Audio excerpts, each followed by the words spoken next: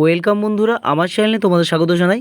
তো তোমরা যারা 2025-এ মাধ্যমিক দেবে, তোমাদের ইতিহাসে আমি ইতিমধ্যে তোমাদের প্রত্যেকটি অধ্যায় ধরে ধরে কিন্তু 1 নম্বরের এমসিকিউ, এসিকিউ, 2 নম্বর, 4 নম্বর ও 8 নম্বরের প্রশ্নগুলো কমপ্লিট করে দিয়েছি।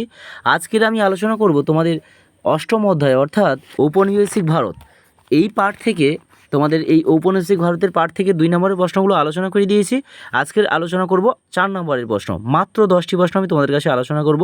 তো তার সঙ্গে বলে রাখি, এই অধ্যায় থেকে কিন্তু কোনো 8 নম্বরের প্রশ্ন আসে না।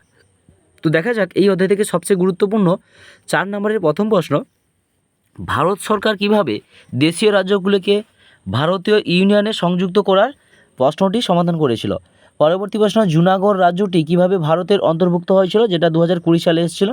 পরবর্তী গুরুত্বপূর্ণ প্রশ্ন, ভাষার ভিত্তিতে রাজ্য পুনর্গঠনের উদ্যোগ কেন নিতে হয়েছিল। এবছরের জন্য যথেষ্ট গুরুত্বপূর্ণ টেস্ট ও ফাইনাল পরীক্ষার জন্য। পরবর্তী গুরুত্বপূর্ণ প্রশ্ন, উদ্বাস্তু সমস্যা সমাধানে ভারত সরকার কী কী উদ্যোগ গ্রহণ করেছিল, যেটা মাধ্যমিক 2020 সালে এসেছিল। পরবর্তী গুরুত্বপূর্ণ প্রশ্ন, দেশভাগ পরবর্তী পাঞ্জাব ও বাংলায় উদ্বাস্তু সমস্যার চরিত্রগত পার্থক্য বিশ্লেষণ করো। চলে যাবে পরবর্তী প্রশ্নে। পরবর্তী গুরুত্বপূর্ণ প্রশ্ন, হায়দ্রাবাদ রাজ্যটি কীভাবে ভারতের অন্তর্ভুক্ত হয়েছিল, যেটা কিন্তু মাধ্যমিক 2018 সালে এসেছিল। পরবর্তী প্রশ্ন, টিকা লেখো উদ্বাস্তু সমস্যা, যেটা মাধ্যমিক 2018 সালে এসেছিল।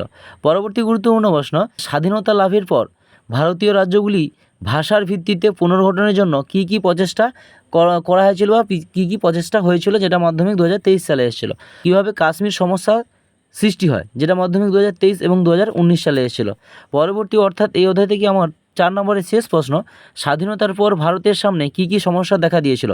তো এই যে তোমাদের ইতিহাস থেকে প্রত্যেকটি অধ্যায় ধরে ধরে 1 নম্বর, 2 নম্বর, 4 নম্বর, 8 নম্বরের প্রশ্নগুলো আমি পাট করে দিয়েছি, যাতে তোমাদের সুবিধা হয়। একসঙ্গে কিন্তু একটা অধ্যায় থেকে একসঙ্গে হুড়মুড় করে সব প্রশ্ন কিন্তু তোমাদের কাছে তুলে ধরিনি। তো যাই হোক, আমার যে ভিডিওগুলো রয়েছে এইভাবে কিন্তু পাট করে যে ভিডিওগুলো দেওয়া আছে, প্রত্যেকটি অধ্যায় ধরে ধরে তোমরা কিন্তু প্রশ্নগুলো করো। সেখান থেকে প্রশ্নগুলো অবশ্যই তোমরা টেস্ট ও ফাইনাল পরীক্ষার জন্য কমন পাবে। এবং সেই সঙ্গে সঙ্গে সপ্তম ও অষ্টম অধ্যায়ের শর্ট প্রশ্নগুলো বাকি আছে, পরবর্তী ভিডিওতে আমি কিন্তু শর্ট প্রশ্নগুলো তোমাদের কাছে আলোচনা করে দেবো। এভাবে ভিডিওগুলো পাওয়ার জন্য অবশ্যই চ্যানেলটিকে একটা লাইক করে সাবস্ক্রাইব করে দাও, যাতে পরবর্তী ভিডিওগুলো তোমরা পেতে পারো।